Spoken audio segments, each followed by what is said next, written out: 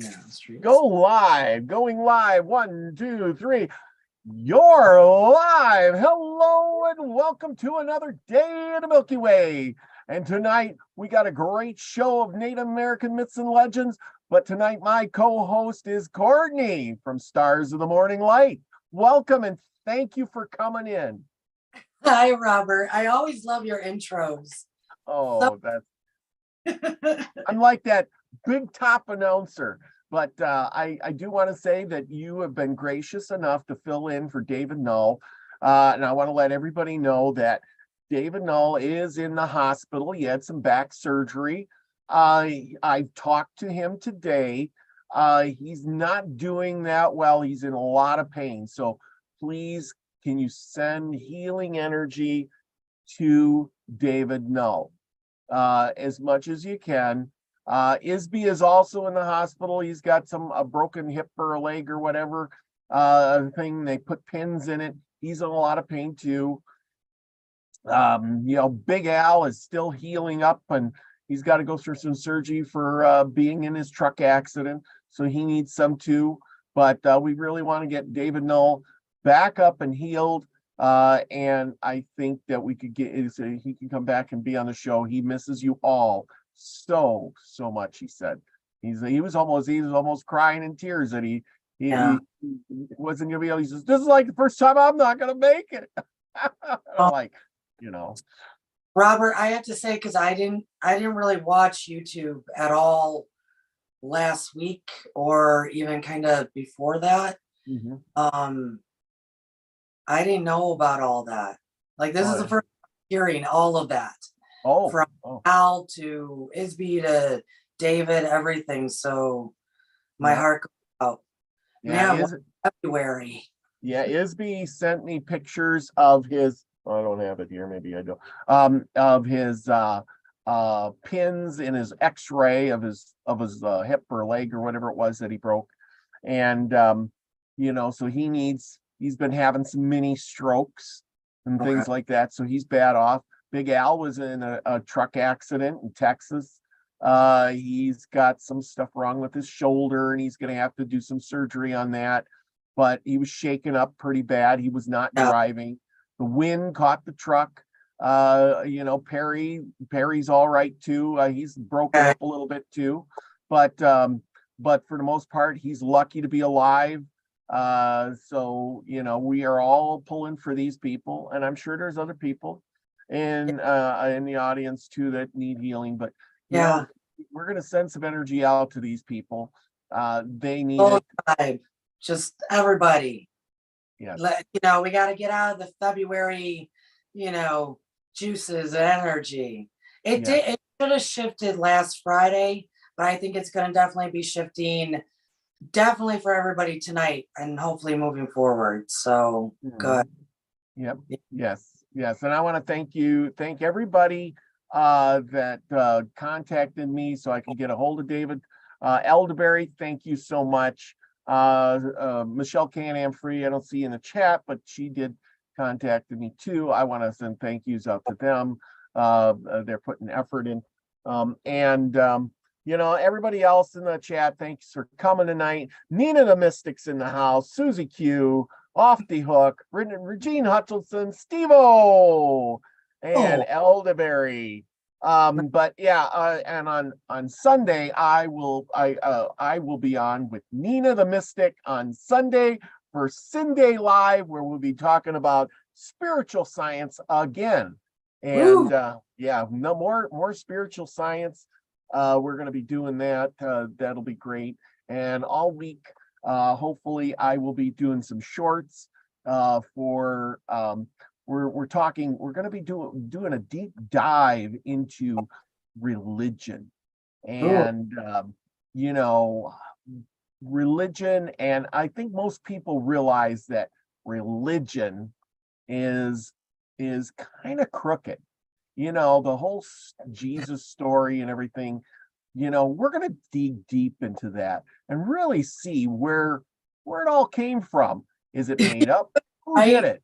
You're doing it right also, like when there's a ton of religious holidays coming.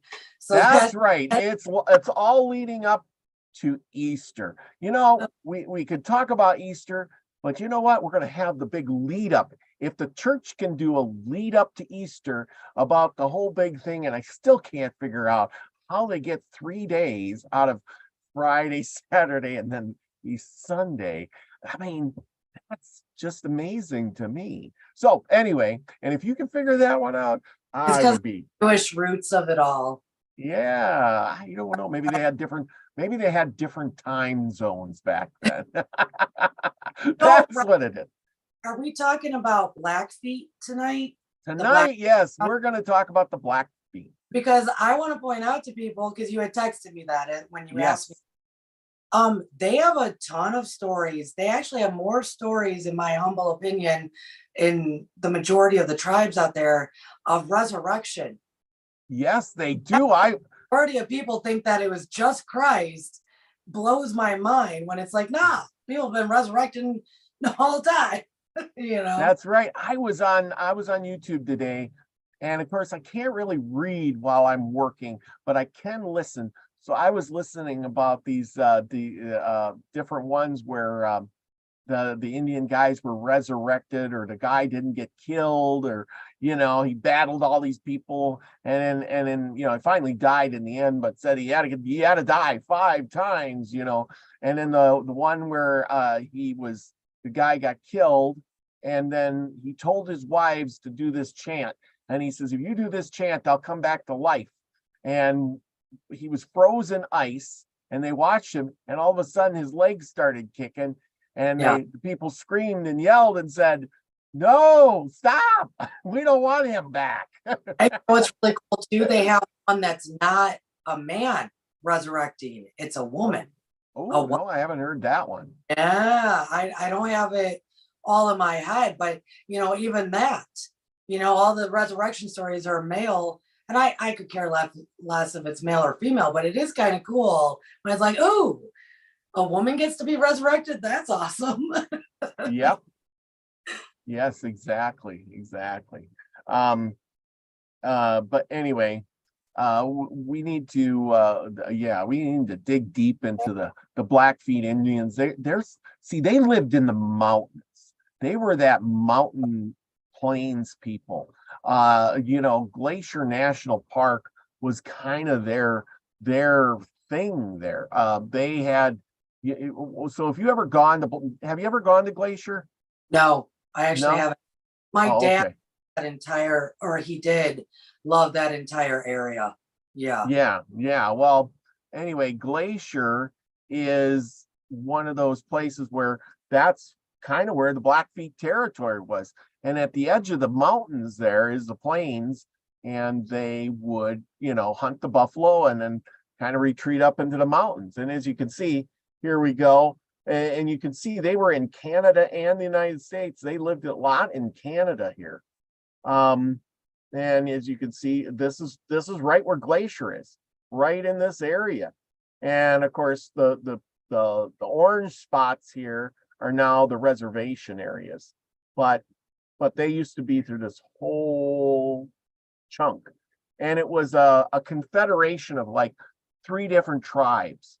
They had the Blackfoot, and they had the Blood, and they had the Pagans. Those were the 3 groups but they were all of that one nation. And as you can see, like, they have reservations in Canada and in the United States.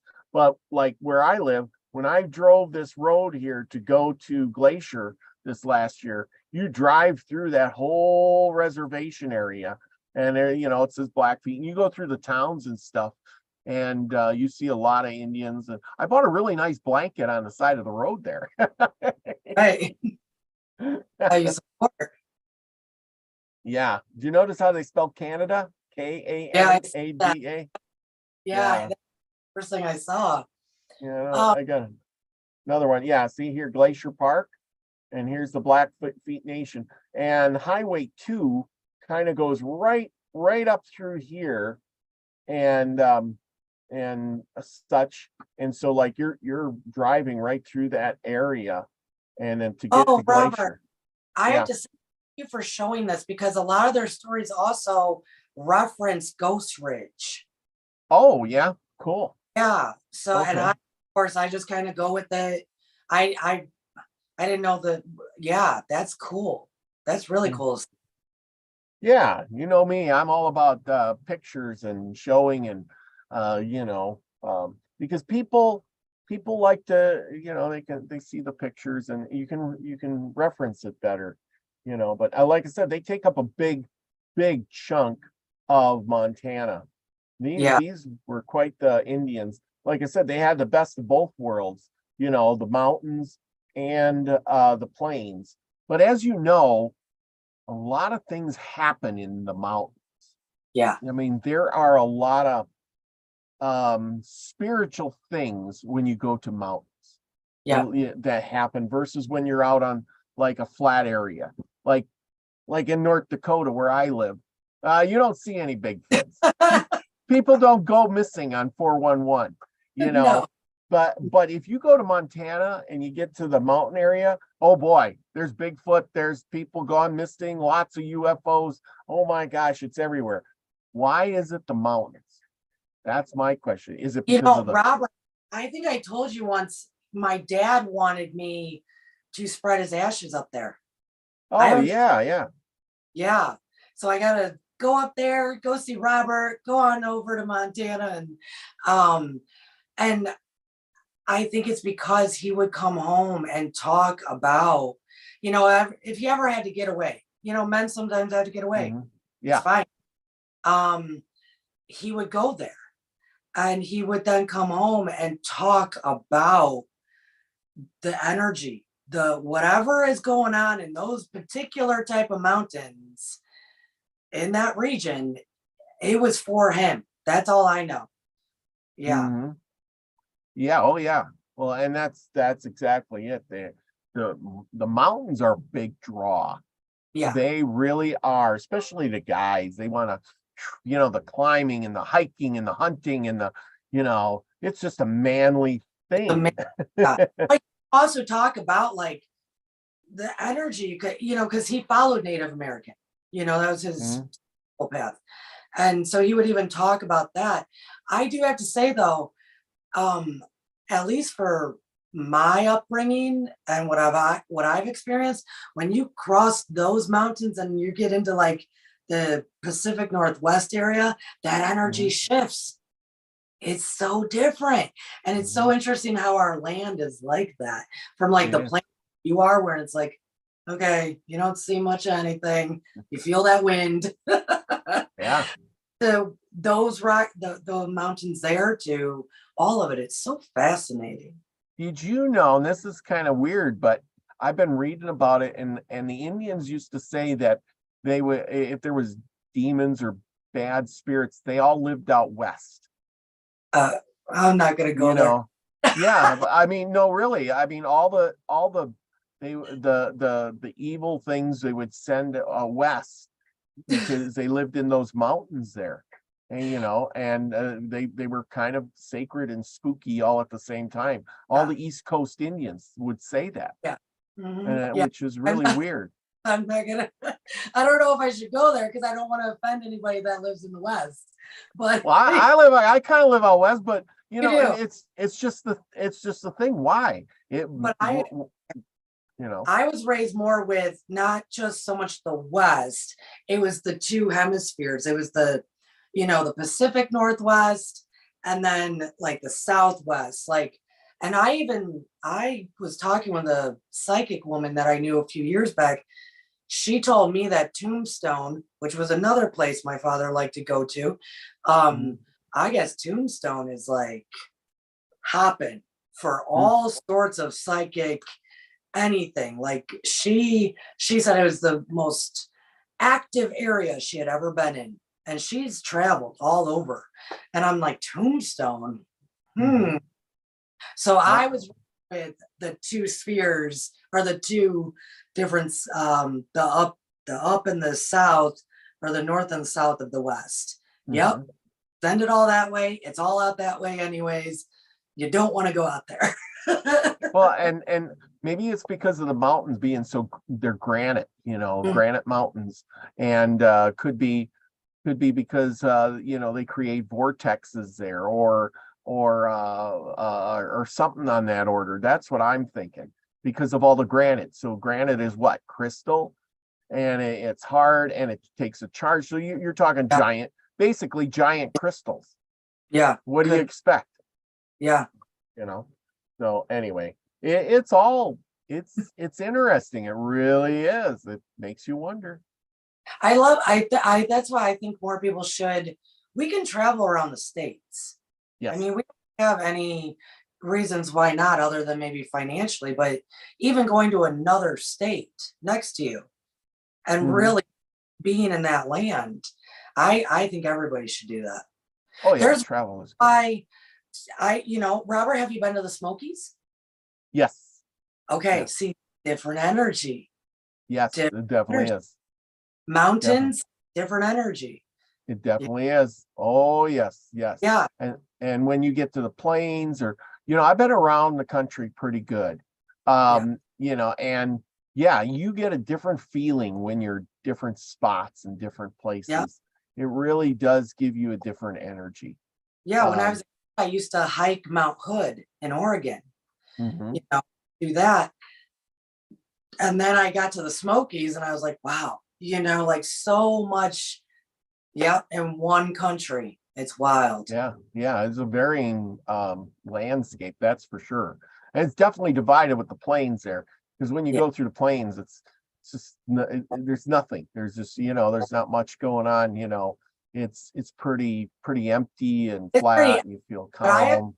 I personally, because being from the Chicagoland area, I started a few years ago when I finally got out of there. I started thinking, I don't know, there must be something with that land. Because from the biggest serial killer ever in life, Holmes being there, all of the tragedy, the amount of tragedy in that land around Lake Michigan. I mean, just around, so much and crazy tragedy and oddness. And we have a ton of ghost stories, right? That I started thinking something's got to be wrong with that land. Like, why does all the most insane stuff seem to just harmful to human, want to happen in that area? And we all know, I mean, look at Chicago. So it's like, well, I don't have any evidence, but once I got out and I was away for a while, looking back, I went, and being able to feel different land for a longer stint of time, I went, yeah. And then I went back for a wedding and I went, yeah, something is not okay here. Just okay. Well, think about all the water. We talk about water, and water holds energy. And think about through the hundreds and hundreds of years, all the battles that were fought around those areas. Battles. I mean, I read about them all the time with the Indians, and they took over the forts, and then there was the British, and then they battled the British, and think how many people died over it. And then the British moved out and the French were there, and then the French moved out and the British were there, and then the Americans came in and they battled the British, and then the Americans were there, then Indians were there and they battled the Indians, all for that same land. And then in the meantime, there's bad juju with people fighting. It's a crowded area, people fighting amongst themselves, things like that. But that water, it's a huge body of water that holds that energy. Yeah, I don't think people that haven't seen it really understand. It's huge. And you know what? They're finding, of course, I'm not against pyramids, but you want to know, because they're finding pyramids in Lake Michigan at the bottom of Lake Michigan. That now it makes my mind go, what was that land originally? Yeah.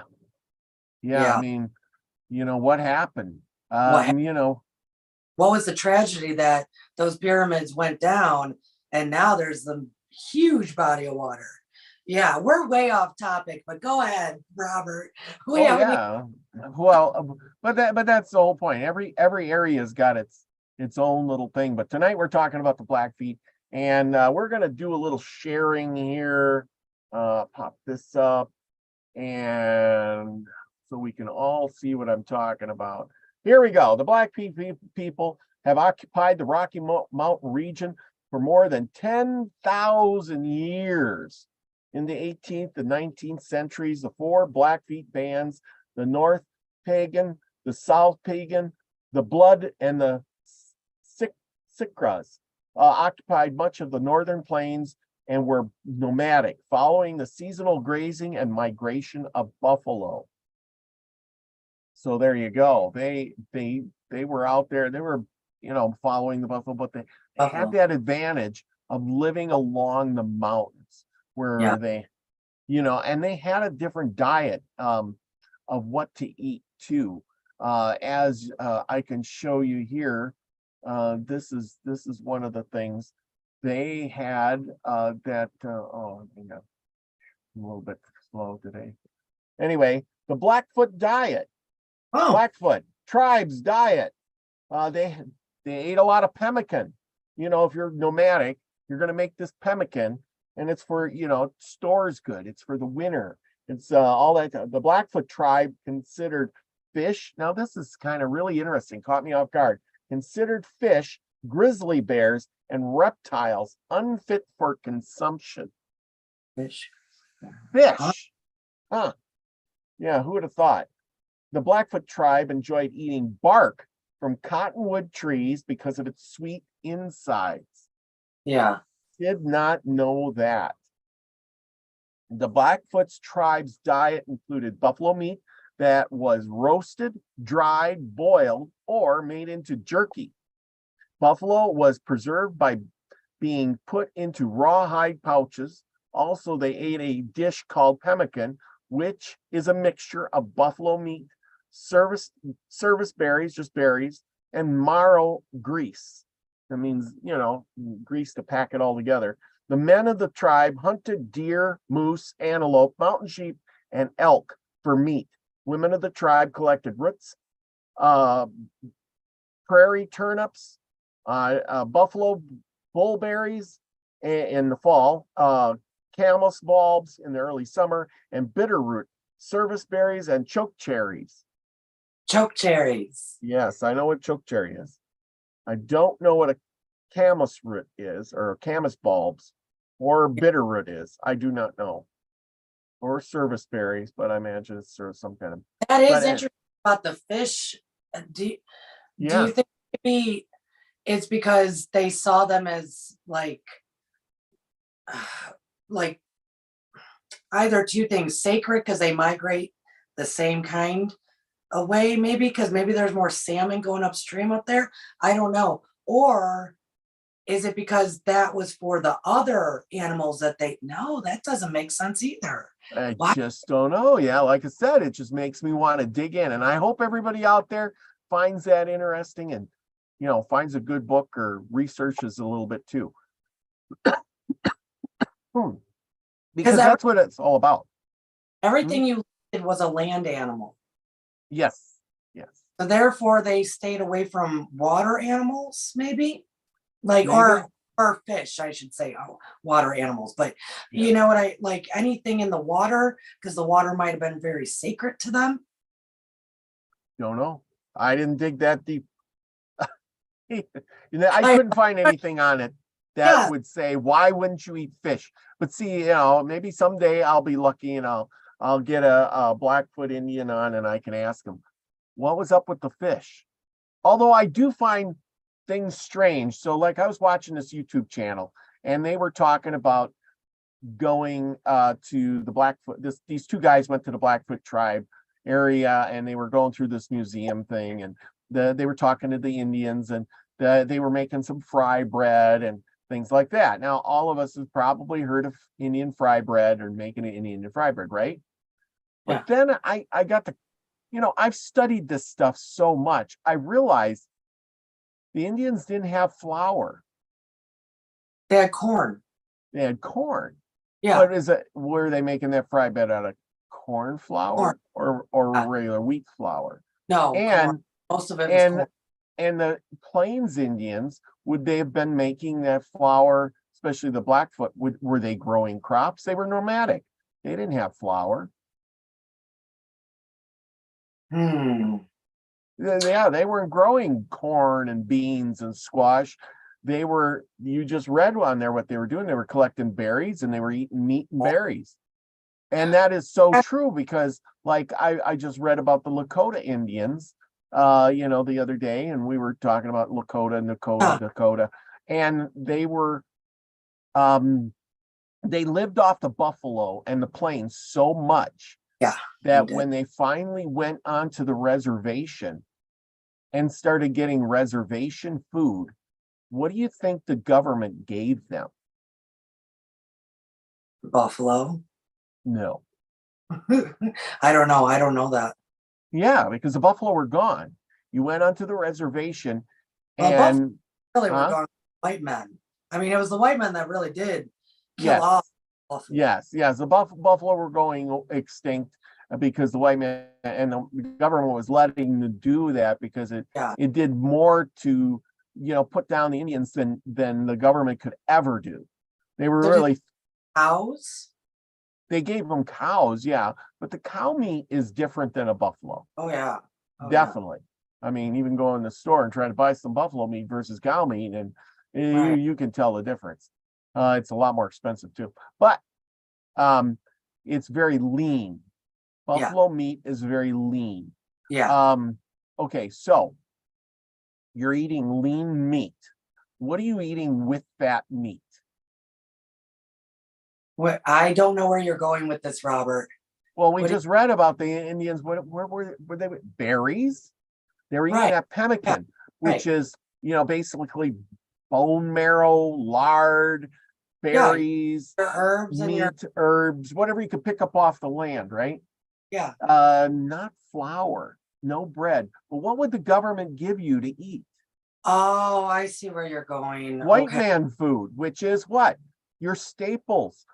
Bread would be flour, sugar, beans, and rice, maybe, I don't know, but it would be that kind of stuff. Maybe some coffee, for your staples, and then a cow for your beef. Now the cow is going to be fatty. Your food, you're going to start eating flour. If you don't eat flour and you don't eat that stuff, what happens? And you just ate meat all the time. Right. Oh my gosh, it's gluten rich. All of a sudden it's plugging up your guts and you're sick. Yeah. And so I'm reading about all this. Those Plains Indians, when they got put on the reservations, they were sick for, weeks and weeks and weeks because their system was used to eating dried meat or buffalo, lean meat, pemmican, some lard mixed with berries and meat. And all of a sudden now, and they didn't eat much either. And now they're eating, here, let's make some Indian fry bread and put some sugar on it. Right. Big change of diet. And then let's have beans for lunch. Big change of diet. Yeah. Yeah. So they would get sick and they would die. I never even read about it, thought about it, never even. Yeah, exactly. I mean, things that we just don't even, because most of us think, oh yeah, alcohol. They were introduced to alcohol, but no, they were introduced to white men food, which is flour. Yes. Wow. Exactly. Wow. Wow is right. Exactly. And alcohol was even worse because their systems didn't know how to handle it. I mean, even to this day, Indians and alcohol don't mix very well. Yeah. Yeah. So anyway, okay, let's share the screen here. And scene from they dress up. I'd love to go to an Indian dance thing. They got some around here, and Nina Fetty, who's in our chat room a few times, she said one day she'd take me to one of these, but hasn't yet. A scene from the North American Indian days of powwow and Blackfeet Reservation. One time they were feared Plains warriors. Historians believe the Blackfeet, forced out of their ancestral grounds in today's Upper Great Lakes region by white advancement, were one of the first Native American tribes to head west. Though there are several stories on how they received their name, the most plausible is that the moccasins were blackened from the long journey across the prairie to reach what would be Montana. Now, see, this is where I would have to throw that story out and then dig deep into myths and legends about the Blackfeet. How did they get to be where they are? I don't think that is really it. Robert, I heard something else about that too, that it wasn't the moccasins because of the soils. It was the moccasins because the material was made out of, like, if you're using buffalo hide, I don't know if people know this. Mm-hmm. You could even think of chicken, like there's brown meat, there's white meat. So the skin where different meat parts are, they're darker. Let's just say that. Yeah. The pig. So and the parts that are darker of that skin are usually thicker. Yeah. So they would have been using the darker part of the hide to make the bottoms of the soles of the moccasins. Well, yeah, because they live in a rocky area. Yes. You ever go to a glacier, it's all gravel. Right. It's not just walking on dirt. I mean, because all of them walked on dirt. Yeah. You know what I mean? But the buffalo were there, not over in, the East Coast. Absolutely. Absolutely. Hey, Robert, I might be going to a powwow in April. It's actually a huge, like, Native American dance competition. Nice. Dance competition. If I go, I'll take some videos for you. Oh, that'd be good. Oh, that'd be awesome. That would be Yeah. awesome. That would be really cool. Yeah, do some interviews. He's like, oh, maybe. I never even thought of that. Yeah, well, that's what I do. I take my GoPro camera with me, and when I go places, I interview people. Like this guy here. Here. When I went to the museum, I interviewed this guy. Yeah, that's right. I remember. And he was the historian for the museum, and he talked to me, and I says, would you let me video you? And he says, yeah. And he, I stuck the camera in his face, and we got a great interview. Told me all about the Indians. He took me over to the stuff. He showed me each and every artifact. I mean, I got to get better on my videoing, but other than that, it was awesome. It was really, really good. Yeah, because he had all the stuff that was on the wall, and he pointed out each thing, described each thing in very detail. It was really cool. So I'll try. Anyway. So, because the weekend after that powwow, I'm hosting a huge event again. It's a one-day event. Mm-hmm. And it's so, like, during the day, it's a holistic fair. And then at 5:00, it kind of slowly morphs into live music. Yeah. And one of the musicians is Crazy Flute, who was a Native American Music Awards nominee of 2022. So he'll be playing at the event. Maybe I'll try to get a quick little video of him as well. Be like, hey, Flute, talk to me, and I'll send it your way. That'd be cool. Or even just playing. Yeah, that'd be cool. Play it on your channel too. Be interesting. Anyway, okay, let's get on with this. The Blackfeet band, now living in Blackfeet Reservation, are descendants of the pagan branch of the Blackfeet. The two other bands, the Bloods and the North Blackfeet, now reside in Canada. Canadian Indian preserves scattered throughout Alberta. So anyway, they're there. The Blackfeet territory once ranged into southern Canada and south through Montana to Yellowstone National Park. Big area. Theirs was nomadic life. Before acquiring horses, dogs were used to pull the travois as they traveled in search of bison. They were one of the first tribes to use pinchkuts, steep cliffs over the herds of the bison were driven over for harvesting. Yeah, these guys, you always hear about the buffalo deal, where the buffalo go over the cliff. This is what these Indians were known for, is the buffalo jump. Where they would just take the herds of buffalo and run them off the cliff, and they'd be like, we killed a bunch. It's a lot safer. We didn't die. Oh my goodness. This brought me back to little Courtney, because little Courtney, when I was a kid, would hear this, and my mind would only be thinking of the flatlands. Yeah, go, yeah. Cliff that we're throwing them off. That Yeah. was the little child Courtney going, I'm not understanding this. Of course, because it's way out there. Wow. Yeah, well, yeah, because they use the cliffs to their advantage, whereas out here in the plains area, you'd have to chase those buffalo for miles and miles and miles before you come to a cliff. That was a sneak attack. Yeah. Yeah. So anyway, once the Blackfeet had named horses, we did that, pushing such the Flathead and the Shoshones west to the Continental Divide. Their hunting lands soon covered an enormous landscape. By the early 1800s, they were doing battle with most tribes who ventured into northern Great Plains. It is estimated that their numbers exceeded 15,000, and this size, coupled with their warrior skills, struck fear in the hearts of all who encountered them. By the Corps of Discovery, they moved up to Missouri, and the Blackfeet had control of nearly all of Montana territory, and the explorers wandered through. Except for one incident, their encounters with the explorers were peaceful, but they were the scourge of the fur traders who followed the expedition, and it wasn't until 1830 that they began working with the trappers. Yes, the Blackfeet were very vicious towards the trappers.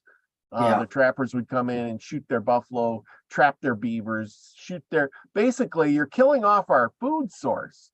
You're killing off our welfare here, with efforts by the U.S. government to end their tribal warfare began in 1855 with the treaty that gave the Blackfeet and their allies gross venturi, more of Montana east of the Northern Rockies. But as the case all other tribes, with Montana, these lands quickly were whittled down by deception and the efforts of the U.S. government. With a gradually shrinking territory and the disappearance of the bison, the Blackfeet became impoverished. Of course they would. Like I said, that's their mainstay. In 1888, left with no other choices, these once proud people were forced to sign a so-called Sweetgrass Hills Treaty, an agreement that gave the Blackfeet their present reservation plus lands in the eastern side of present-day Glacier National Park. Well, once again, through 1896, the U.S. government went back on their word, likely, on their word, as they forced the tribe to secede to the mountain lands and would become part of the national park for $1.5 million. Wow. For $1.5 million, you could buy Glacier National Park from the Indians. Dang. Bill Gates would have jumped right on that. Look, I'm the largest landowner in the world. Actually, Robert, you're also triggering a thought in me too of, I didn't know this until I was older. My maiden name, there is an entire lake and some land that supposedly is named, not just named after my maiden name, but also like they own it.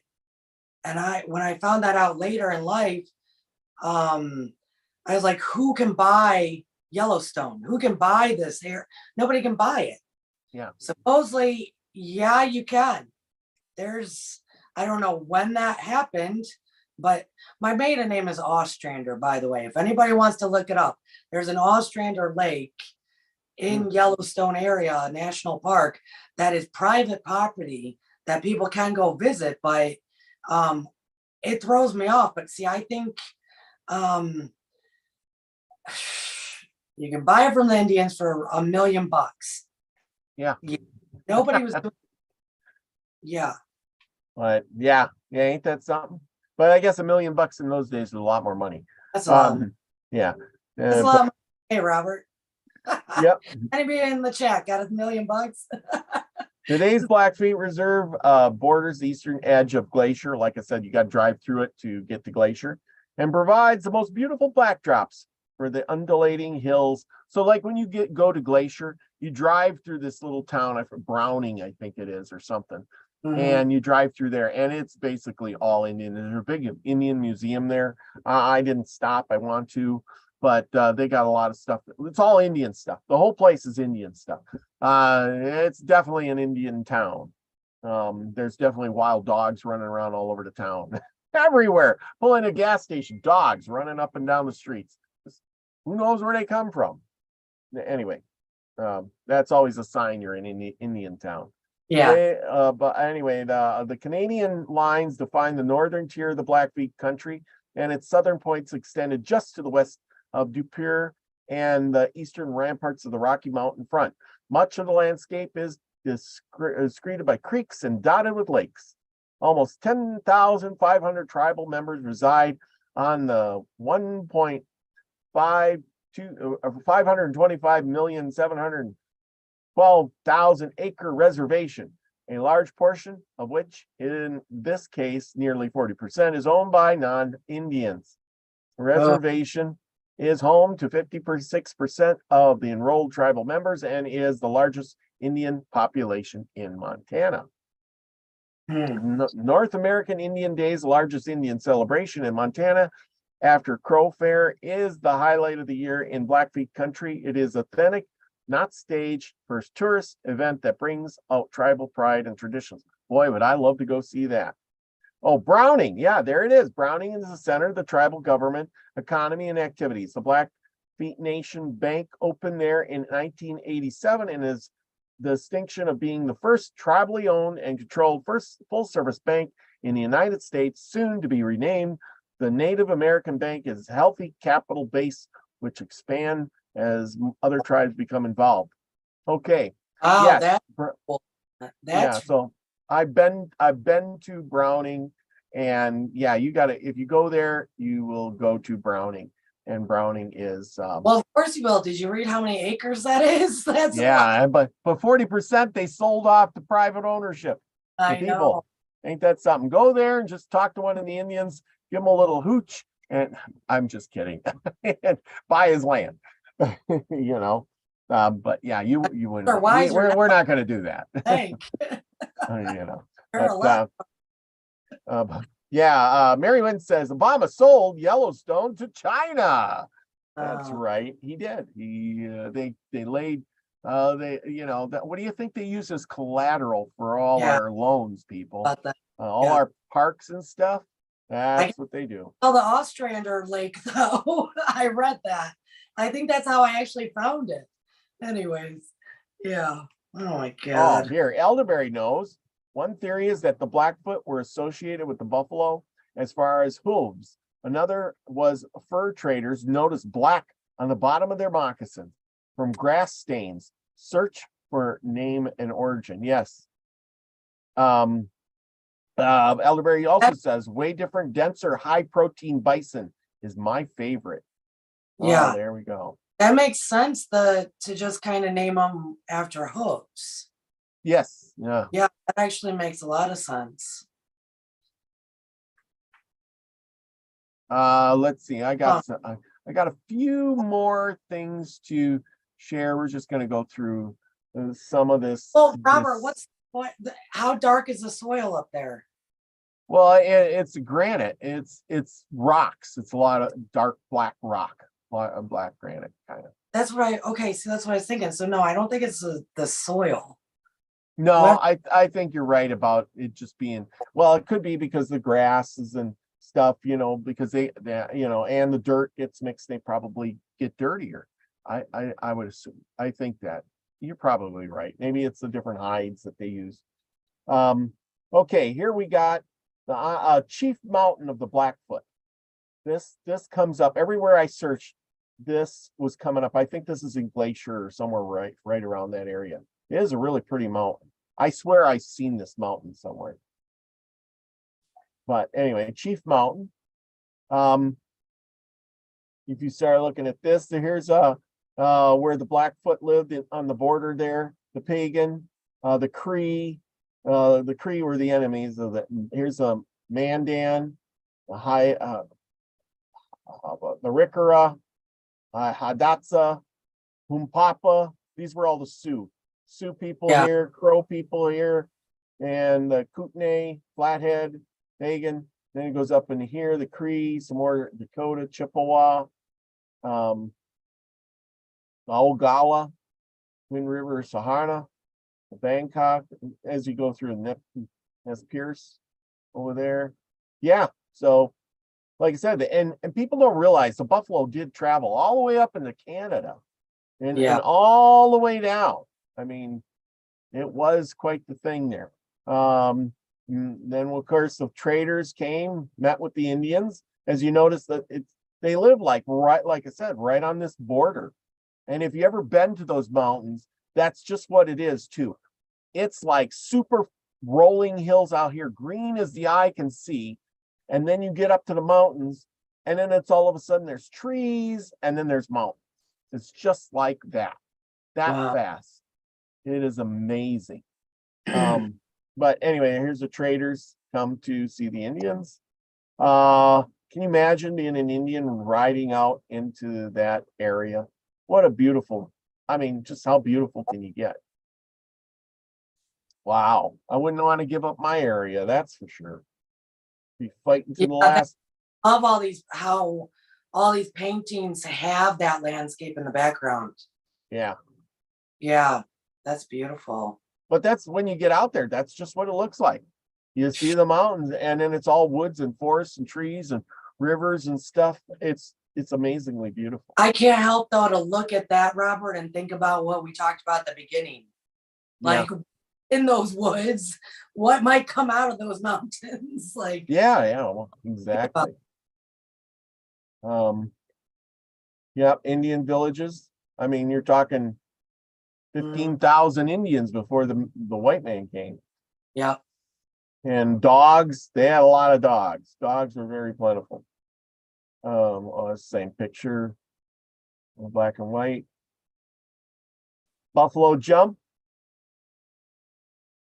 And of course, because you have so many rocks, when your people die, you put them on stilts because you can't dig into the rock.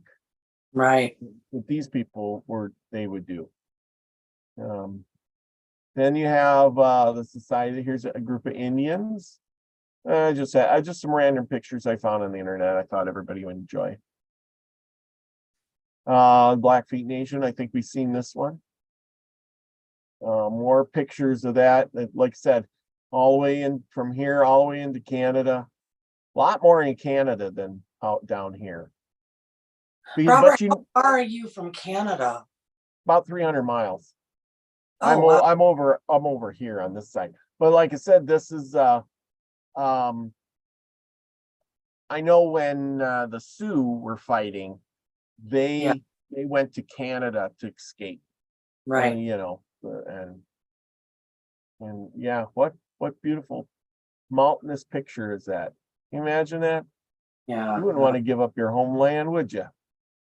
No, never. That's beautiful. Yeah. There you go. That is pretty cool. I'm happy these pictures are still present, Yes, it is kind of cool to still find this stuff. And I mean, can you imagine being a photographer, being able to go out there in the late, 1860s, 70s and still see this stuff, see the Indians living in their, basically native tradition area like an Indian is. You know what I mean? Yeah. You notice the little things like they're not wearing saddles. They just got that Indian blanket and that's it. Yeah. No, this ain't modern Indians where they'll just throw the blanket over the saddle and I'm an Indian, there you go. Some more with the range. Walter Blackie Wetzel, a Blackfeet leader, designed the Redskins logo in 1972, inspired by Chief Two Guns White Calf. It made us so proud to have an Indian on a big team logo. It's only a small group of radicals who oppose those names. Indians are proud of Indians. Walter Blackie Wetzel, 2002 Washington Post. So this Indian logo was modeled after a real Indian. Yeah. Not fake stuff. Yeah, I remember when that came up like a few years ago. Yeah. "Hey, do we get rid of it? Blah, blah, blah." That was a huge thing. And everybody was like, no, because they got the backstory. It was an Indian who got to draw that logo and show pride, you Yeah. know? Yeah. And here is Chief Mountain. I don't know if this is Chief Mountain himself, but I think this, it says Chief Mountain, Blackfeet, 1898. Well, this is a Were they real, bigger? So here's the thing that I love about when you do this, Robert, yes, is A, the term Indian is no more said, I guess. The term native, the term indigenous, that's not accurate either. Every nation, every tribe goes by their name, right? So now yes, by doing this, people can actually know where people are from, know the name of their tribe, and refer to them as Blackfeet.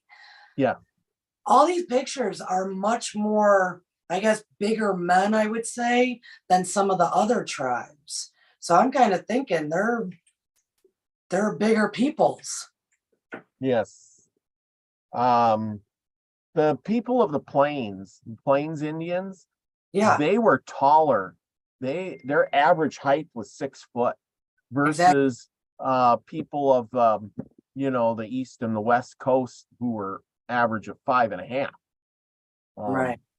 Um, I couldn't blow this one up enough to see which guy this was, but anyway, I'm just giving you what their look was. Here's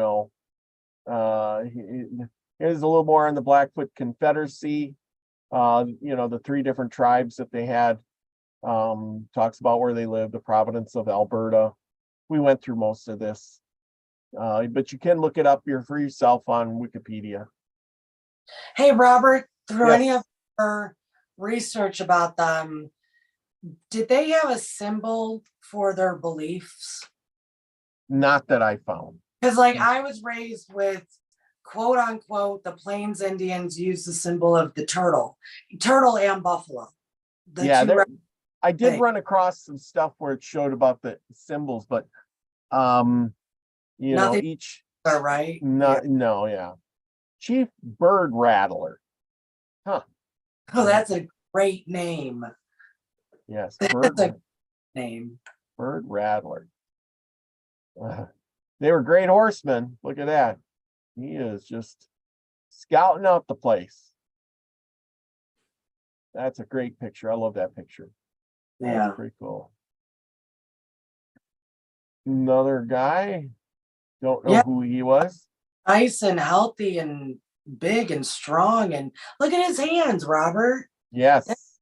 a big man. It's amazing what a picture can tell you. Yeah. The chiseled face. Like each time I Right. try to get different pictures of the different tribes, like these guys had different noses. Some of them had longer noses. These guys had straighter, wider noses and a bigger forehead. Yeah. But they had a good chiseled jaw. Look at they all have chiseled jaws like that. Yeah. And there's another one, Running Rabbit, chief of the Blackfeet Indians. Running rabbit. Running Rabbit. This would have been your typical Indian teepee village if you were to go back in time. As you notice, they paint up their teepees of different colors. They probably have symbols. If we look from one side to the other, you can see this one in the back. Looks like some buffalo on here. They would put drawings and things on their teepees. Very colorful. I got to admit that. It would have been very colorful going to those places. Oh, yeah. Here is a family. As you notice, if you look at can you tell me the oddity out of this? Tell me what's wrong with this picture. I don't know. What are you looking at? That guy. This guy is a white man. You notice why? Because he's got a beard. He's got a mustache there. Yeah. He's got a mustache. This is a white man. Why is it? Woman in the middle, maybe? The one next to him, the little one? Yeah. Or in front of him? Maybe. Could be. This looks like a guy. Oh, but he is. Probably an Irish. This is a woman. This is a woman. This is a woman. These are kids.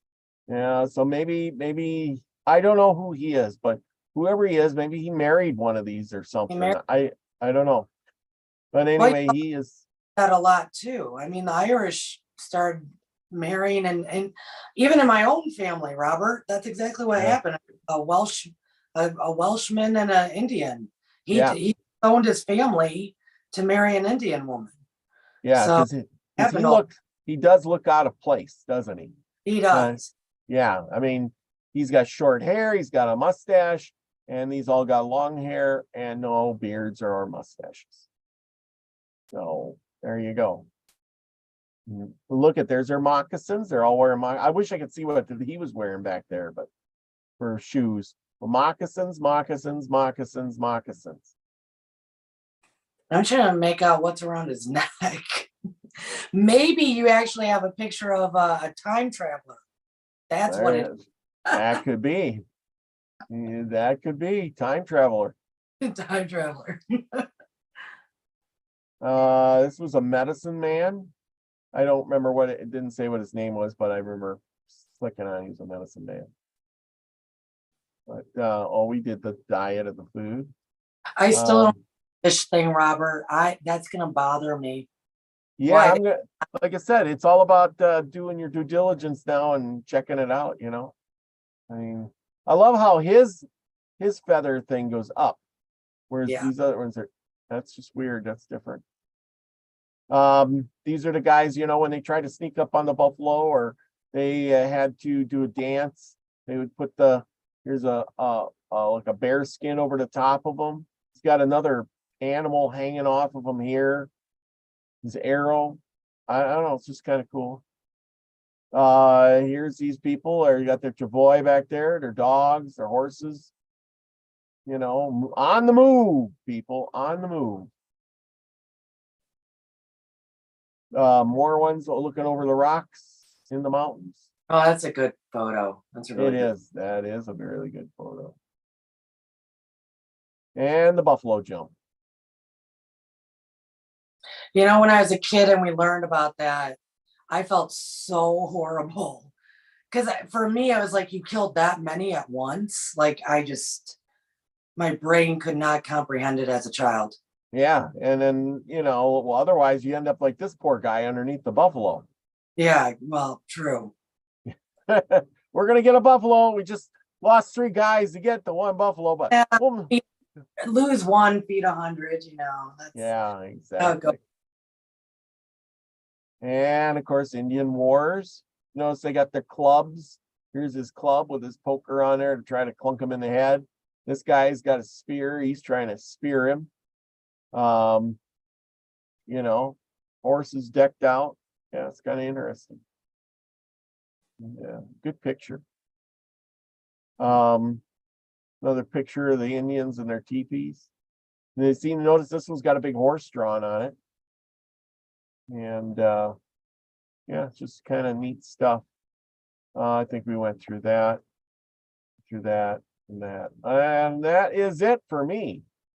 But yeah. Yeah. Blackfeet. Exactly. Pretty cool. Pretty good. Pretty cool. Max G is in the house. Doug Stern, thank you for coming. Lori Elderkin, she says Bigfoot. Yes, and we got Michael Hagen. Hagen, I think that's it. Michael. Anyway, where's Elizabeth Warren? Yeah, I don't know where Elizabeth Warren is. She's a little bit too white on the white side to get into the tribe, but she could collect those benefits. Don't you worry. It's in her head that she's, yeah. She just has to think she is. Nicholas Burnett says, "What Hawkeye? Where's Hawkeye?" Yes, Hawkeye is in the hospital. We're sending him good healing energy. He had back surgery. He's in a lot of pain. If you can, Nicholas, send good intentions, send healing energy to him. He needs every bit he can get. And AK Morning Star come to join us too. Oh, wow. Nicholas says, I'll sing a song to him. great idea. I think he would really like that. That's a great way to, that's a great way to send energy, is singing a song. Oh, oh yeah. Because it's a frequency. It's Yeah. that is really cool. I like it. I like it. Anyway. Okay. Well, I did my part. Thank you for helping me out with that, because that's what it's all about, asking the questions, pointing out stuff that I didn't see. It's a learning process. And, I just touched the tips of it, with learning about the Blackfeet, because it just amazes me too. And, I'm going to do more deep dives and study about it, but I love learning about the different tribes, their different customs, the different things. I learned about, been doing a little research on the smoke, and you put your prayers in the smoke, the guy says, and then you smoke them, and as the smoke goes, the smoke goes into the other side, goes to the other side, so your prayers can be carried there. Robert, Blackfeet have a story about that. Did you know? Really? No, I didn't. Are you? Yes, they have. It's called the sacred weed. Ooh, I'm thinking a lot of people in here like sacred weed.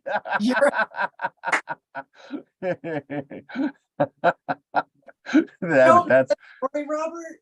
No, I don't. Can you tell us the story? I'll tell it to you for just a moment. Okay. Yes. I'll give me a second, because that's funny. Yes. Have you never smoked a peace pipe? No, I have not. I gotta get up to Robert at some point. Nope, I don't have a peace pipe, and I haven't smoked peace pipe. Maybe that should be one of my goals. I was thinking about that. I was listening to this broadcast about smoking the peace pipe, and the guy says, you're on a vision quest or whatever. So you go out, he says, and he's talking Indian wise, and you go out to smoke your peace pipe and fast, and you have to hold your peace pipe, and you can't sleep, or well, you can sleep, but you can't put your peace pipe down. So for like 3 days, you're holding this peace pipe because you can't put it on the ground or set it down, because it's sacred. You know what I mean? It's like not letting the flag touch the ground kind of thing. So you got to hold your peace pipe, and so it's one of those kind of things. Oh, that's also, just so you know, Robert, that he said is one particular way to go about it, and that is if you're on a vision quest. I gotta tell you, I smoked my first peace pipe when I was 14, hiking Mount Hood. Oh, really? Wow. Yeah. Sure it was a peace pipe? I was with my uncle. I wasn't on a vision quest. So it depends on like what the intent, as you talk about intent all the time on your, but yeah, I mean, you're depending on what you're doing. It is that concept of having your intentions, going up in smoke, the same as how you would light a fire, or when they would fan fires if they have a big message to go up. So like it's same as how we do it for SOS. So yeah, don't believe everything you hear restricts you or limits you, because you can get a peace pipe right now and do it on your land and do it in a respectful way, that you don't have to be on a quote unquote 3-day vision quest. Like that's not, man, this internet out here. Well, they would use the peace pipe for all kinds of things, like greeting people, all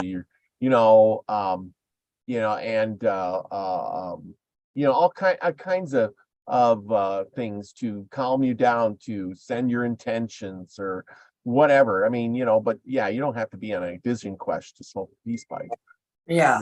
It's just one of those things. And because of where you're at, get one with a buffalo on it or a turtle. There you go. Okay, so do people want to hear the story of sacred weed? I gotta make sure my voice is all put together. My voice has just returned. Okay, so this is a Blackfeet story, and it is of the sacred weed. I do want to put out there, I do not personally know if in Blackfeet tradition, a white person is able to tell their stories, but we're doing this out of respect and gratitude for their culture and heritage. So I'm just going to tell the story as I know of it. Okay, so there were 4 brothers, and these 4 brothers were already powerful in their own right. And one night, the first brother, the eldest, had a vision where a voice said, hey, that plant out there, that weed, I want you to go pull it out of the ground and light it on fire. And he did so. And this beautiful smell, this aroma came out of it. He thought it was wonderful. The second night, the next brother had a dream, actually, that said, take that weed, that plant, and put it in what is now called a medicine bag to let it dry out. And he did so.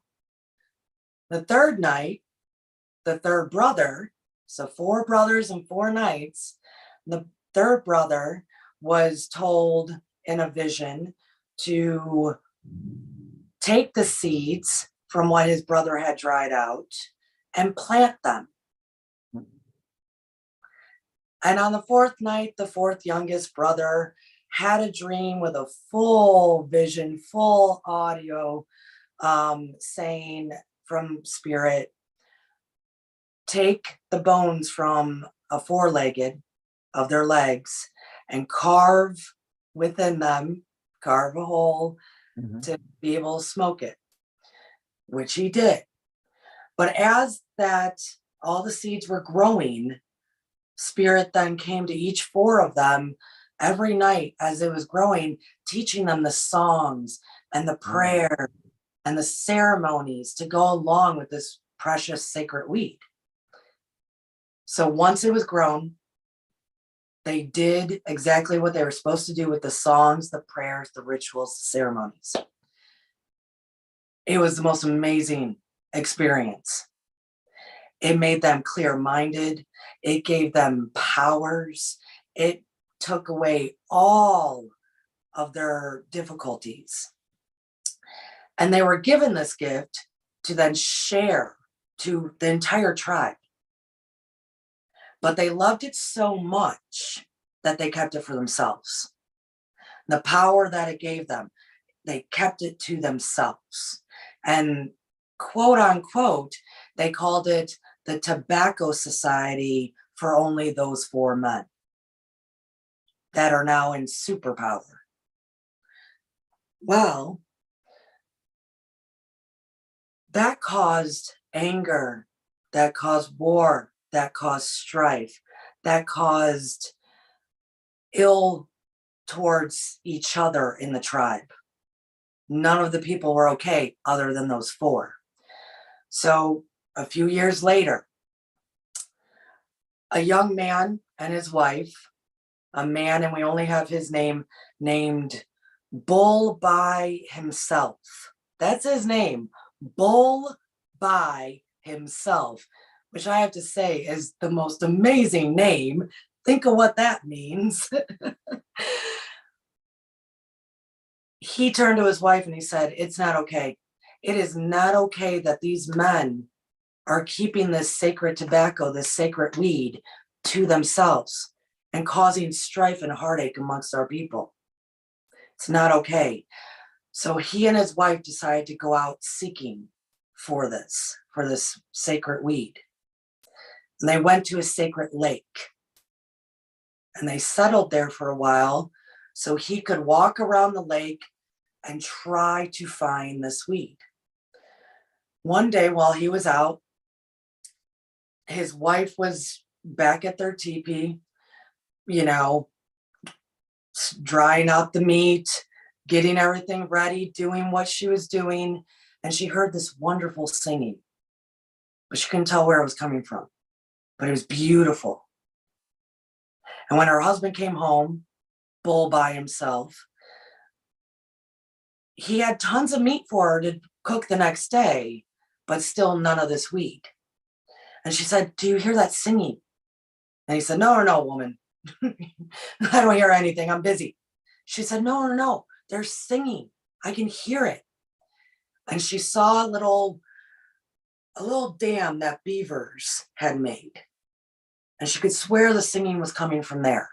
So she took her knife and she pried open this dam. And she looked inside and she said, hello, younger brothers. Be of service to us. Tell me about your songs. And they said, okay, we'll tell you about our songs, but close up our little den here. We don't want all that coming in. And she, later that night, after they ate and they're in their teepee, the 4 beaver traveled in to their teepee. And as all 4 entered, they turned into a man. So now we have 4 men again, beaver men. And they said, how can we be of service to you? And Bull by himself said, I'm looking for this sacred weed. I can't find it. And my people need it. And there are 4 men that are keeping it from us. And the beaver men said, oh, no, that's not good. It's for your people. It's for to restore harmony. And they said, we will help you. The next day, and they left, and the next day, they came back in the morning. And they said, we need for you to go around and kill all of the water animals, except the beaver. So all of 4-leggeds, all of the 2-leggeds. So all your ducks, all of your muskrats, all of your killfish, all of them. Kill them all. Because the weed that you are looking for is a water plant. So all of the symbols of it needs to be of the water. And they said, once you kill all of them and get their hides ready for us, we will be back. And they said, because the sun gives life, but the water grows life. So that's what they did. He went out and killed all of the 4-leggeds and 2-leggeds around this lake, except the beaver. And when they prepared all the skins, the beaver returned and they said, now. And they had the weed with them. And they said, now we are going to teach you the songs. We're going to teach you the dances. We're going to teach you the ceremonies. What I need for you to do, though, is take all of those hides and basically and I'm going to put this into our terms now, you're going to be making pots because you're going to roll them up with the seeds. And they said, take this, get it all together to grow inside of these skins, and then you will open it up to the sun. They're teaching them how to grow. While those were growing, they also, like the first original 4 men, learned the songs, learned the rituals, learned how to smoke it. So right as their harvest was about to come through, and the 4 original brothers, their harvest was about to come through as well, a hailstorm came through and wiped out all of the brothers' crop. The original 4 powerful men who kept it to themselves, it wiped out all of their crop. But they saw that this young couple was growing something and said, no, it can't be the sacred weed. Can't be the sacred weed. So they sent somebody to check. And that person said, I think that's the sacred weed. So the 4 brothers went down to Bull by himself and his wife and saw that they prepared sacred weed and gave it all to their nation, all to their tribe. And that is how smoking tobacco started. That's supposedly, that's their story. There's lots of stories about tobacco. So And yes, Robert, I want to point out 4 and then 4 bumpers. So Robert, when you go to smoke a peace pipe, you could do it in your backyard. I know your land, Robert. When you go to do that, you smoke, you inhale and exhale at the 4 directions, Robert. So the 4 directions, yes. Right, the 4 directions, the 4 elements, or the elements with them, and you give ceremony and praise to all of it of that direction, let's say. So that is a very big underlining theme in that most people don't catch unless they know about smoking peace pipes or just smoking rituals in its own right. So tobacco in the native culture is big, and it should stay that way. And a few years back, there was a beautiful pushback from the natives who said, don't ban tobacco. Not because we like the cigarette stuff that's killing people, but because you can't take it away from us. Because I don't care what nation or tribe you're talking about, tons of them use tobacco as a sacred plant from Mother Earth, really given from Great Spirit. So that's their version of how smoking started. Well, and that's true. We talked a little bit about smoking once before on the show, and like the Plains Indians and stuff, they're pretty nomadic. They didn't really, they didn't grow stuff so much. Most of the stuff that they smoked was, grasses and things like that, I suppose, herbs that they found along the way. I do have to say, because we've kind of said that twice now, nomadic, they did stay long enough to make a crop. Well, yeah, in some cases, and I think they traded with other Indians too. Oh. I mean, so they could have had all that stuff. I'm just saying is that we did read or I did read somewhere too, or David told me about that, where they do smoke, certain grasses or certain weeds. Or it wasn't all just tobacco. Like, I'm out of tobacco. Well, go pick some of that stuff over there. That smokes just as good. Exactly. That's the thing too.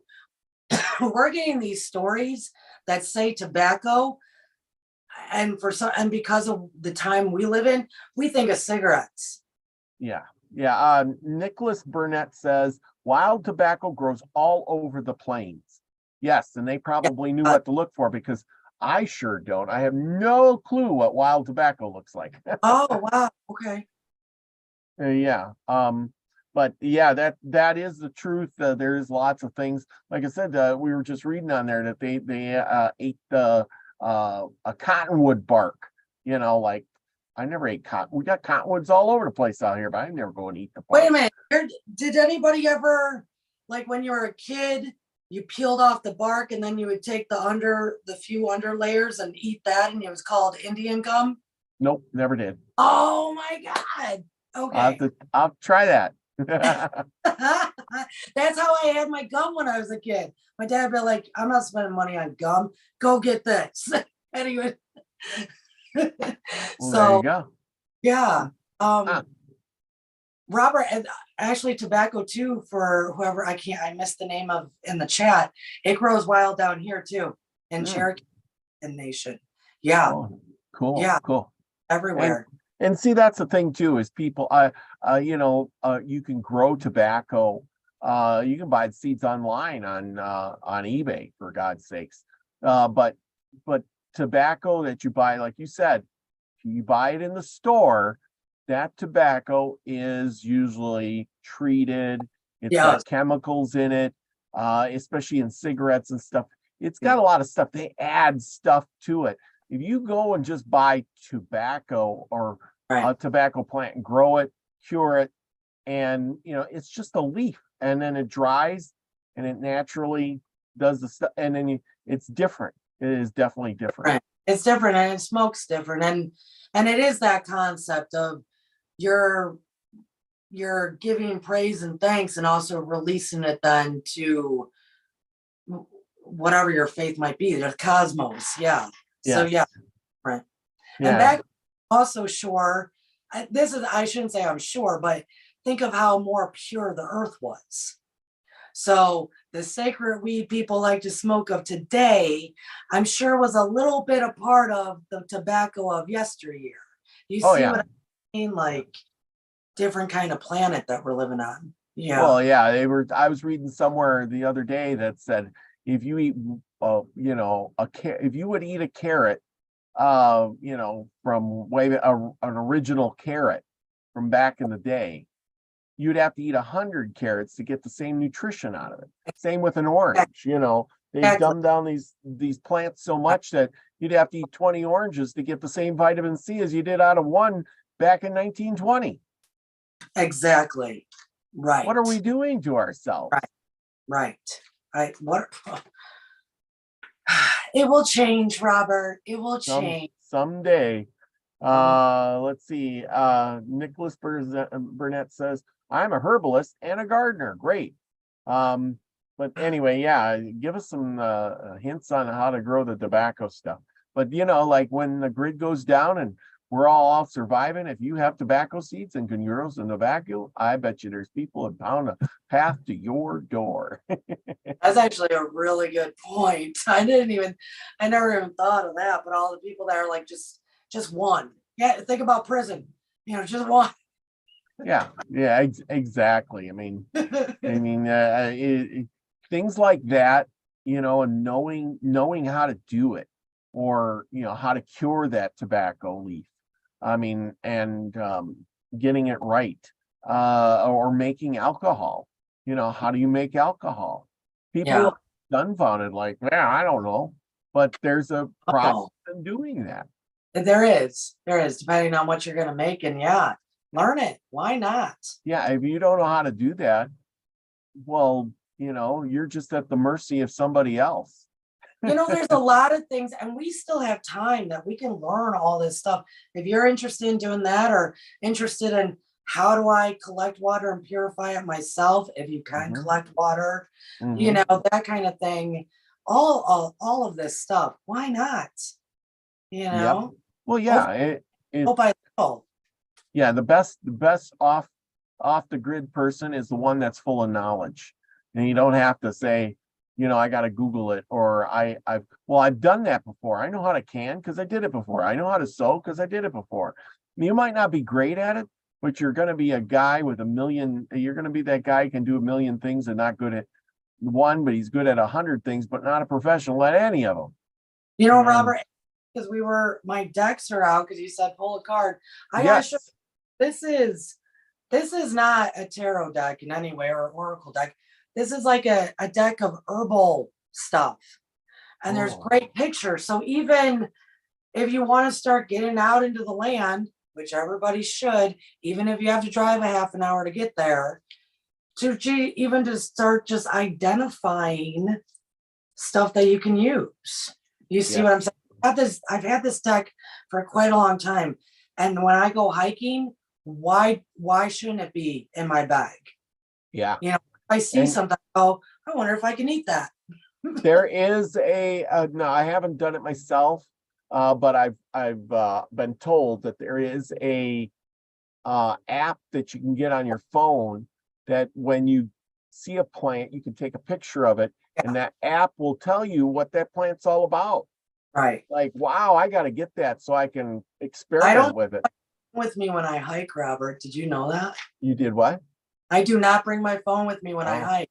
Well, but I mean, I'm just saying, is if that was your goal, you know, to learn about the plants, that would be helpful to do. Yeah. Now, I usually don't, believe it or not, I don't take my phone out of the vehicle, or it goes from the house to the vehicle or whatever, but I don't carry it. Like I go to the grocery store, it stays in my car. I don't take it when I go places. I got a regular camera that I take, you know, when I go outside to take pictures. So I'm not bringing that phone with me. That's wonderful. If Yeah, anyone heard anything tonight, I think that's like the best thing right there, man. yeah. I got my camera here somewhere. Yeah. It's usually People have handy. to start getting, And then you I know, got my handy microphone that I take with me when I want to, get an interview or something or talking to it. I got something interesting I need to talk about. And I'm a nut. You know what I'm saying? But yeah, I get this stuff and then I take it with me and I go do things. I don't know where that is. But anyway, I have these things and then I put them to use. Whereas most people they carry that phone around. They're like, but that phone is watching you, people. It's tracking you. It's watching you. It's listening. It's knowing where you're going. Put it down. Years and years ago, Mhm. so this is a weird concept. So when I was like in my early 20s, I was like, I wonder what it'd be like to like have a mirror on me all the time. This is before cell phone stuff, right? So I put a comment in my purse for like 4 days. It drove me nuts. Like it felt like it was just telling me you should see how you should look how, see how you look. See how you look. When most of the time I could care less. Mhm. So then like within 4 days, I'm like, get this damn mirror out of my purse. And now we have these phones that turn into a mirror, turn into a microphone, turn into a camera, turn into this, turn into that, at a flip, the whole world is at your fingertips. It completely gets you away from like your authenticity and the land and just rooted and grounded. If it's on you 24/7, you know what I'm saying? Like, get out. And sorry, but nothing's going to happen to you. You know what I mean? Like, if you go for a general hike or a general whatever, if you're going into a friend's house that you're already going to be talking with, why do you have your damn phone with you?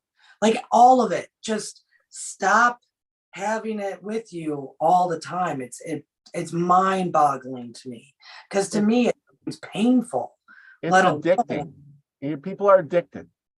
They're addicted.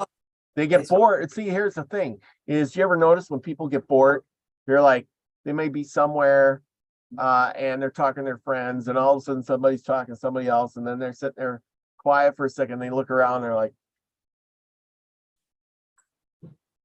and it's like, can't you just pay attention to the conversation? So they're not talking to you for 5 minutes.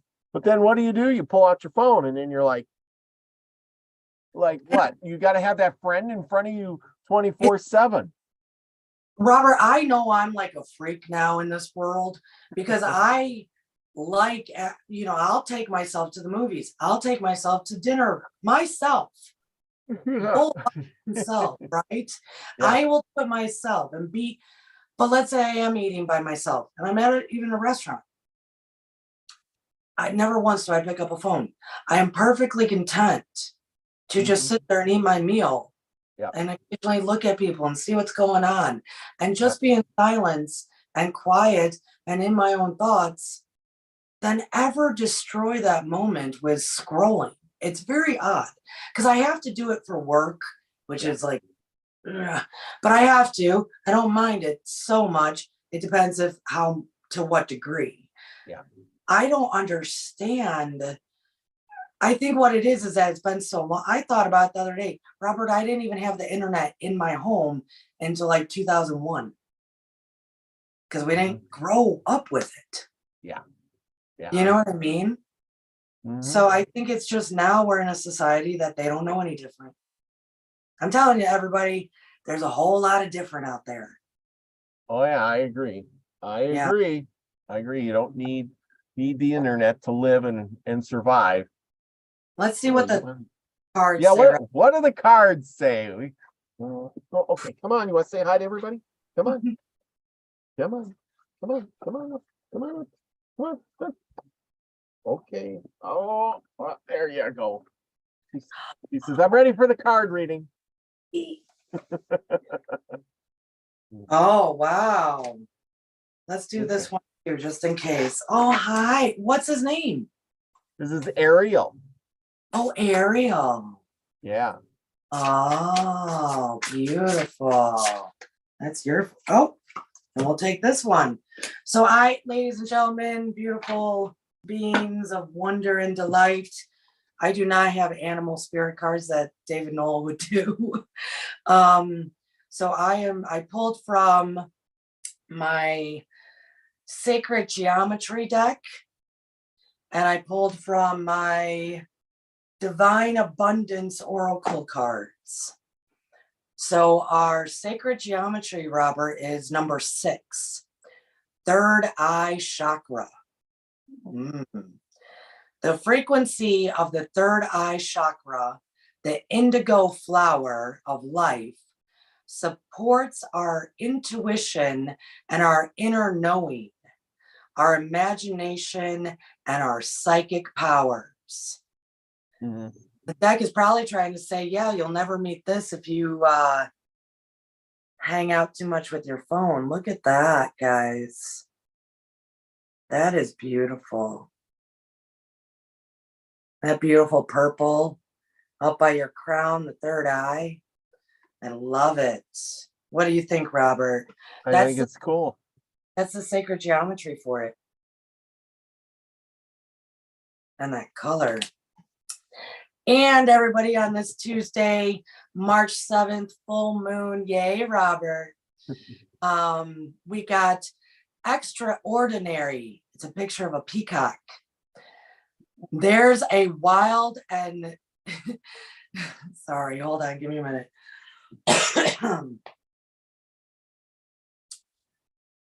There's a wild and impetuous uniqueness to you that deserves to be honored.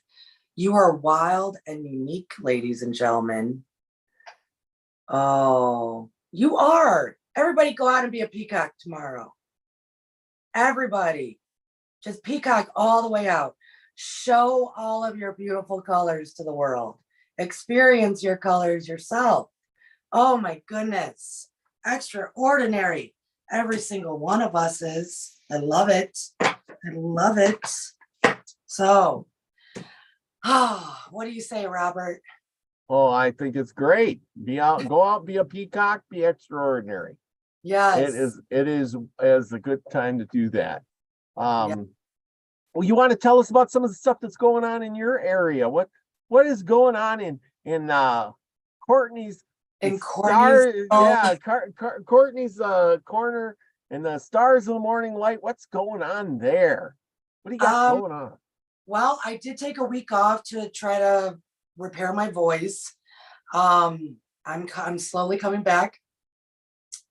Yeah, whoever might not know me, I am Courtney, creator and host of Stars of the Morning Light here on YouTube, kind of all over the place. I am going to be really starting up, hopefully tomorrow, my Edgar Casey life skills study videos. I'm of course going to be going back to doing the Emerald tablets from Tota Atlantean Friday at 11 a.m. I go live. And soon we're going to be having to go deeper into the material because we're finishing up reading the tablets, just the black and white words on the page. I'm also in April, I am planning a huge one-day event under the name of New Earth Energy Market that I think I said it earlier. New Earth Energy Market in Ringgold, Georgia, just under Chattanooga, Tennessee. It's an all-day event of like holistic fair during the day. And around 5 o'clock, it starts shifting into still holistic, rolling into live music, rolling into belly dancing, rolling into all sorts of stuff. The night is going to be wild. It's going to be a good time. Come early.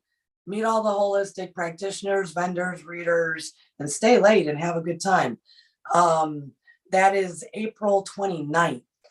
So that one day, $5 to get in the door. I mean, it's going to be, and it's an indoor event. So that's lovely. And yeah, and my Patreon, I will say we are going to be starting to delve more into how to manifest, and also developing psychic abilities through developing different psychic abilities, let's just say that. So that's on my Patreon. Other than that, Robert, I still have to start my seeding for my garden. I'm like 3 weeks late now, and just life altogether. I did start writing again. That was a big part of it. So hopefully, a book, hopefully somewhere in 2023, a book for people. So nice. Yeah, Like yeah. it. So That's this year with your gardening, right? And I'm hoping that I can get Grandpa Brian and all these gardeners and Zigzagzilla and you together on the gardening thing. Start taking a few pictures of the beginning, and as you go through it, and we can compare our gardening skills and our pictures throughout the year. Yeah, because I think it'd be awesome. In containers, which actually I don't mind because I can teach people other stuff with that. Grandpa Brian's already way ahead. Oh yeah. Like, he is so ahead of the ball game. And I kept thinking, oh my goodness, Grandpa, I hope all of this is safe. Like, I hope it was a little too early in my opinion for Indiana, but down here now I'm a little too late. So that's okay. I'll figure. Yeah. I do say I believe the weather is going to be how was it last season? I know we had 2 blizzards in April. Yeah, had 2 blizzards, and it was hot here early. Yeah.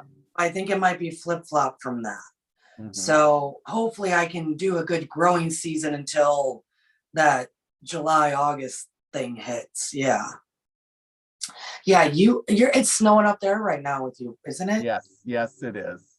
Cold. It's cold. It's gonna get down like 2 degrees tonight. So, oh my goodness. there you go. Robert, I told my husband that, and he said, well, tell Robert I said hi, and I think he's nuts. He's up there. Why do people? Somebody's got to do it. Somebody's got to do it. Got to do it, right? Oh my goodness. But anyhow, yeah. We got well, that's great. I got this new book, and I hope you can join. It's a really old book. It is what was it from? The 1920s or something like that. I don't know. I paid a god awful lot of money for it. As I do most of these.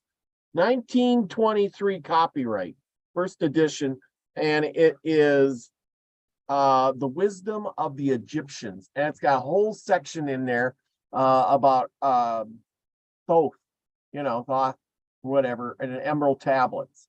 Okay. And I can't wait to dive in and read it. And I'm hoping you'll join me for a show and we can talk about that one, because that is going to blow my mind. Because, when you get old information and what has been changed, I notice they change stuff as things go by. Yeah. So what has been changed with the emerald tablets that you're reading today versus the ones they had back then? Yeah, exactly. What was their thoughts?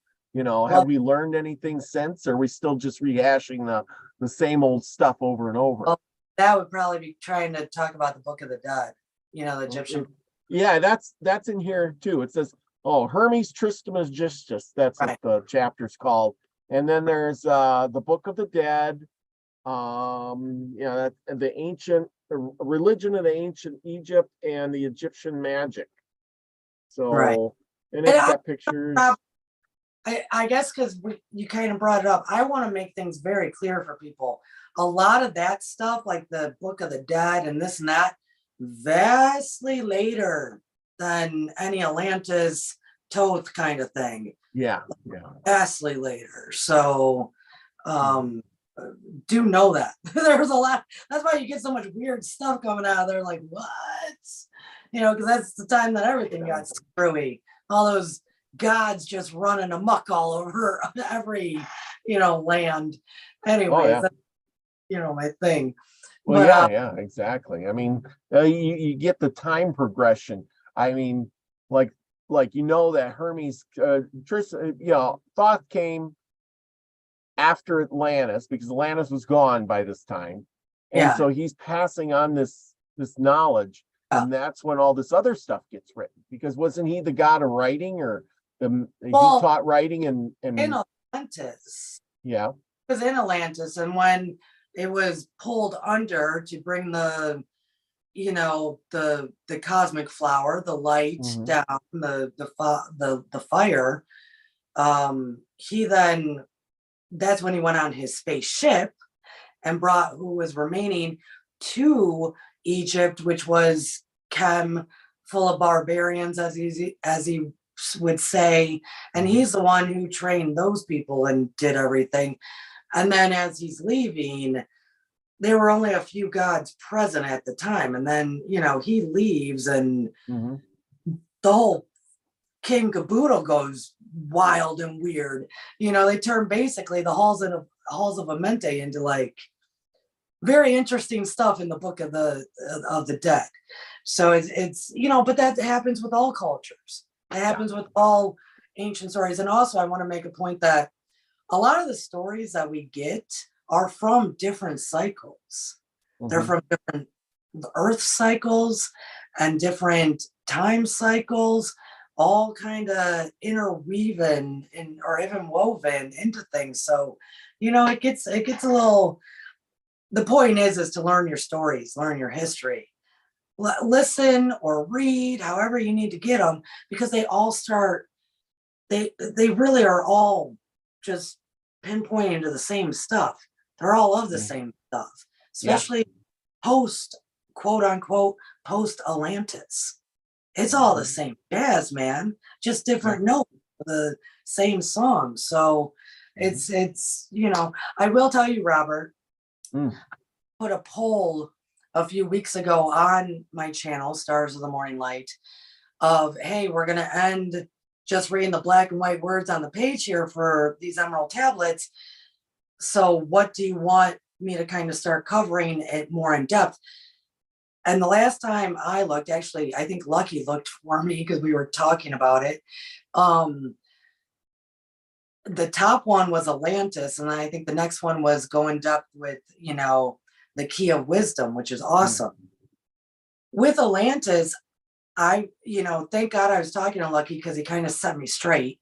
Because I kept saying, I don't know what the people want to know. What do they want to? I have some gems that might not be out there, in the cyber world of the YouTube, but I don't know what people really want to know about Atlantis. Because I'm thinking, for me, whatever. But I don't get it. I don't. And Lucky was like, Courtney, because it's unknown.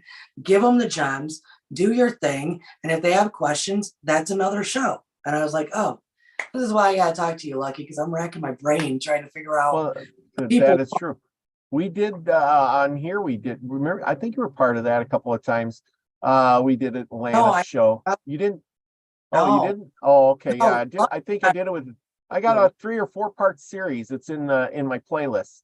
Yeah, we did Atlantis and Tartaria and stuff. It was pretty cool. But yeah, Atlantis is it real or not? Will we find? I know Lucky was on the show for that because he kind of did a little channeling, and he said that the spirits told him, "You'll never find Atlantis. It is gone. Gone." And I think these people looking for Atlantis will really never find it. They will find maybe the area or something, but they're never going to find anything of it. It's been too long. It's been weathered away, washed away, under the water, whatever. But the myth, that's the one thing that we can't kill. Is the words that are passed down. You may be able to scrub all the papers, destroy all the stone blocks, but you can't kill what isn't written down. Just like you told that story, and then somebody hears it and they tell that story, and it gets passed on. How do you stop it? You can't stop that story. It's there forever. as long as people keep passing it on, that knowledge of Atlantis is gonna be out there. Okay. You see what I'm saying? Yeah. And I personally, finding it, not finding it, that's not really what you know me, Robert. I'm for, why don't we just make it happen? There's no reason why we can't create Atlantis. Yeah. Limit ourselves so much. And I will say one of the gems that I will talk about, and I'm not going to discuss it right now, is the relation to Tesla and Atlantis. Because people and what that really was that he was trying to create. But then again, with Atlantis, are we just limiting ourselves to, Atlantis? It's great. Are we limiting ourselves to just a city? Atlantis was a lot more than just a city. It was an idea. It was technology. It was it was all of it, but also we're just limiting ourselves to that particular city, that a whole bunch of 10 other lands were coming off of it. Yes. So, there's a lot going on that, I guess.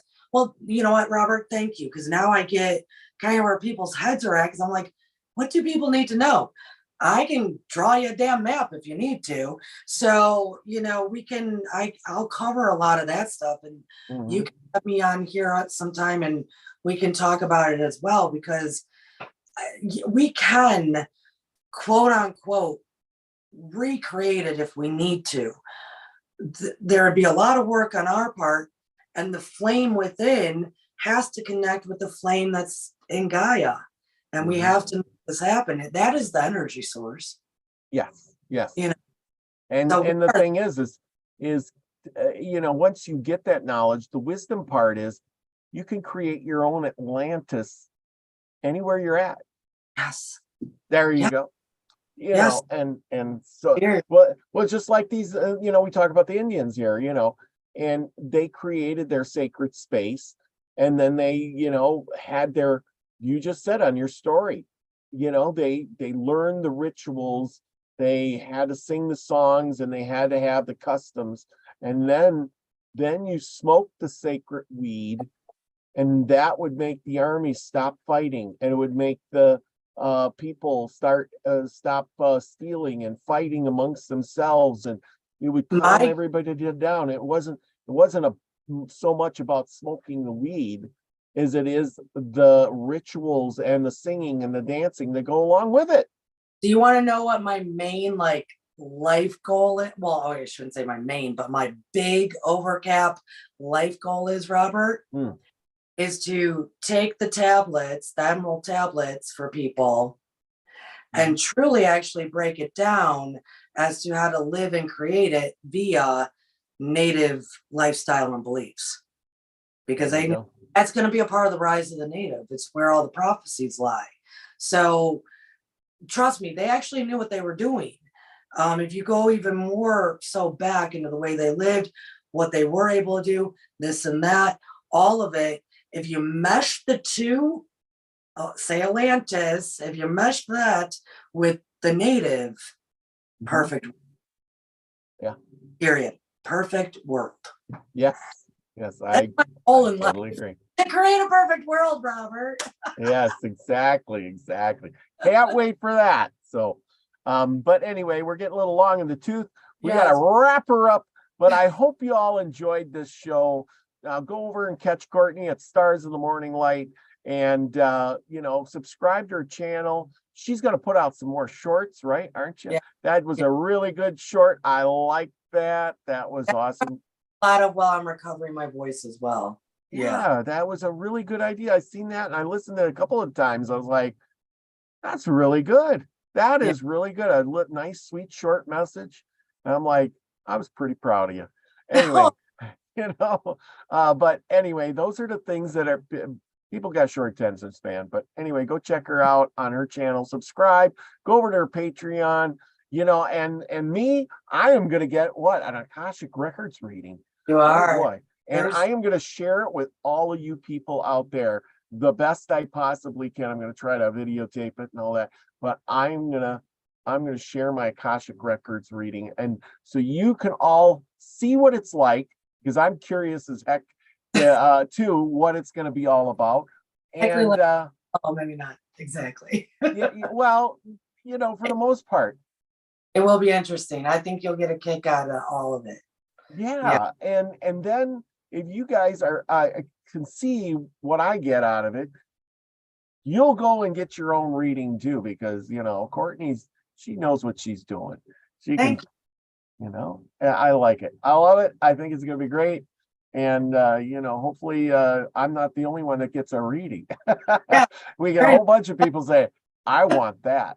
Yes, definitely. If the Prepper Princess can say she talked to the pet psychic. I don't know if you listen to Prepper Princess. Oh, no. She got on there. She's always telling you about how to save money and do things like that, which is great. And I've taken some of her hints. Awesome. Ladies, making money, learning how to live frugally. That's great. But she was talking about how she went to the pet psychic, best money she's ever spent. And I'm like, see, that's what it's all. And, see, it's a good thing. People have to, with what I do, that's why I focus more on like the Patreon and the YouTube, because with the Akashic readings or even the karmic timeline cleanses, you don't know until you know. Yeah. You really don't. And so I just kind of sit back and just wait. You know what I mean? Yeah. Because explain it to people, they go, okay, but you have to experience it. So yeah, definitely. Yep. And you'll have to tell me, do I got to get in the mood? Do I got to say some sacred charms? I will say, you don't have to do anything. I have smoke the sacred peace pipe. If people want to know all that stuff, it's conscious level, guys, consciousness free. Consciousness is your frequency. So I'm getting to the frequency of the Akashic, the 0 point of creation, the land of all possibilities, right? That kind of thing. The infinite. So, for me, I don't do there's no cards involved, no light and candles. I might cleanse myself. Yeah. I might do what I do to quote unquote activation, but which is a lot of breathing. That's why I couldn't take clients for a while either, because I was like, oh, I got the sinus, I got the this, it's a lot of different breathing techniques. So if anybody is still listening, your sacred breath, your individual sacred breath, God gave you that breath of life. That is what connects all of us to all things. The all, use it, and you can do it too. So that's what I have to do. You do nothing. You come up with some questions, Robert. You might need it while you're recording it. Other people might want paper or pen or something. Recording. So no, you need questions. I do know I'll have questions. And we got a lot of people in here. We actually still got 15 people listening to us after all this time. We're retaining a good crowd. So, and Chloe just showed up. She's the lady of the month. I tell you, she's going to be on all the shows, and she's very popular lately. She's wonderful. She's got some good energy. I love Chloe. Hey, Chloe. Got to get her on my show too. She's always stopping in. Well, I think I kind of had her on a show once before. Was that? Yeah. But anyway.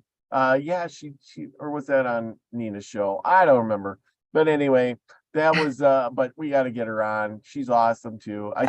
She's such a sweetheart. She must be getting off of work or something. She's in the chat. And but thank you, Nicholas Burnett.